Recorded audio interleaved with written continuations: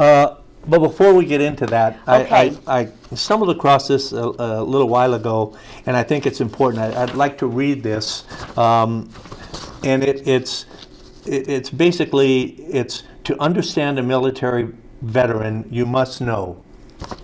We left home as teenagers. Would you like me to read it? No, I can get through Okay. this.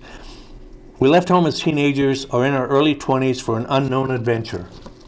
We loved our It's okay, John. We loved our country enough to defend it and protect it with our own lives. We said goodbye to friends and family and everything we knew.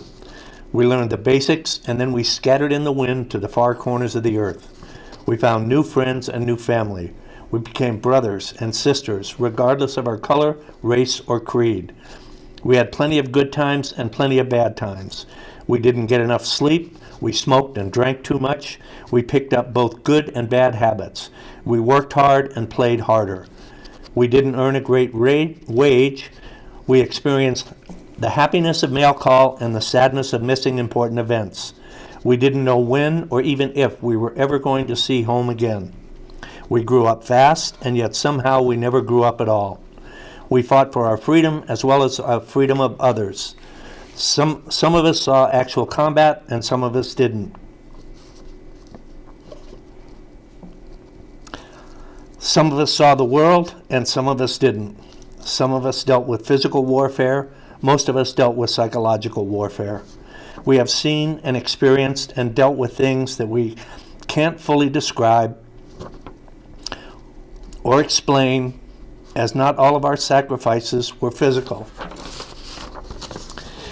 We participated in time-honored ceremonies and rituals with each other, strengthening our bonds and camaraderie. We counted on each other to get our job done and sometimes to survive it at all. We have dealt with victory and tragedy. We have celebrated and mourned. We lost a few along the way.